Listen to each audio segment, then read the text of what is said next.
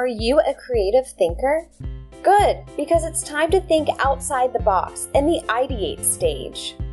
In this stage, everyone on your team shares ideas to solve this problem. It's important to share the wild and crazy ideas as well as the practical ideas that you know could work.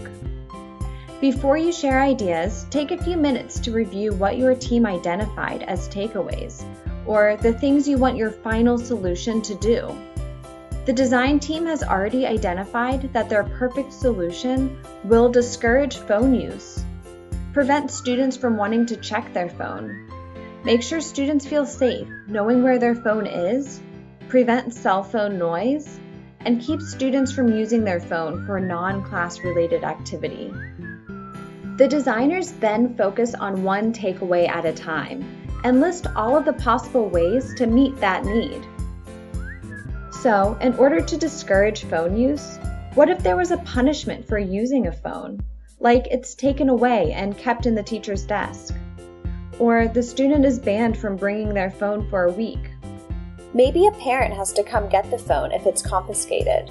What if the teacher immediately Skypes or FaceTimes the student's mom if he's caught using his phone when he shouldn't be?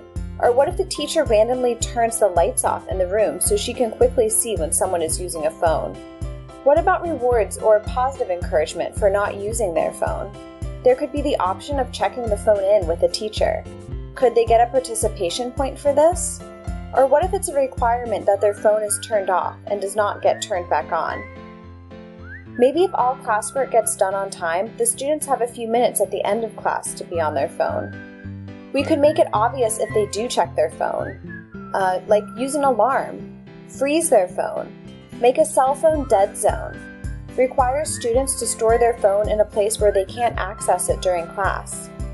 Maybe the classroom is rearranged so we sit in chairs in a semicircle away from the desk so no one is able to hide their phone under the desk.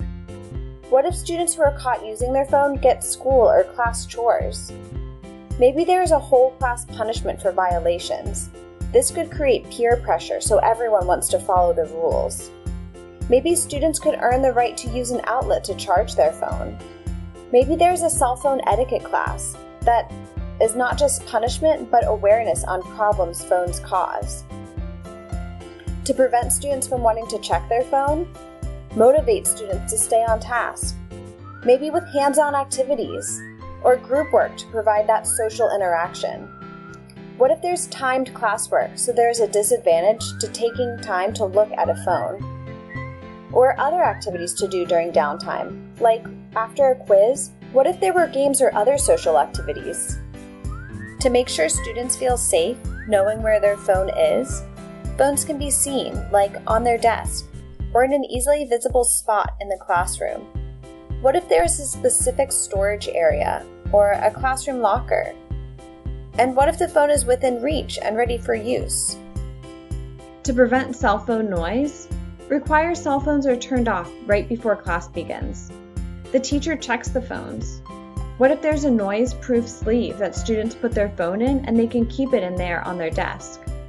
Or the phone is taken away if it makes any noise. The teacher could be permitted to view the student's cell phone if it makes a sound. To keep students from using their phone for non-class related activity, block specific websites and apps, or require that screens are visible to the teacher so students can't text or play games when they should be researching something. What if phones were used to submit answers to the teacher's questions? If they show up on a larger screen, the teacher can see who is paying attention and make sure students are using their phone for class, not other activities. What if students work in groups where they're supposed to use the phone, but only one team member is allowed to have the phone, so the whole group is affected if the team member is off task? The team came up with so many ideas. Some of them might be too wild to happen, but it helps others think of more creative solutions. Ideating helps the team quickly see all of the ways they could solve their problem. They will then take a look back at their how might we question and their empathy map to make sure they know which ideas will best meet the needs of their user. They will combine a few of these ideas or edit them to create design concepts or concise ideas.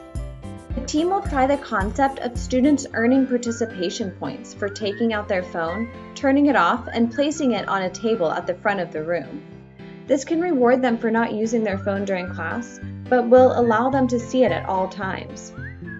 They also liked the easy concept of a phone alarm for students who can't keep their hands off of their phone. One team member had the very creative idea of putting the phone in something that makes a lot of noise. So for this concept, if a student is caught using his cell phone during class, he has to put it in a brown paper bag, staple it shut, and set it on his desk. He can't use it, but knows where it is, and opening the bag will make enough noise to draw attention to him. And lastly, the team wanted to try the concept of promoting face-to-face social interaction. Students could have the opportunity to play a quiet game, like chess or Scrabble, if they are finished with their work or after a quiz. They could create a quiet game area for students to gather when active teaching or classwork isn't taking place. Ideating helps you find creative solutions to solve your problem and meet your users' needs. Where will your creative ideas lead you?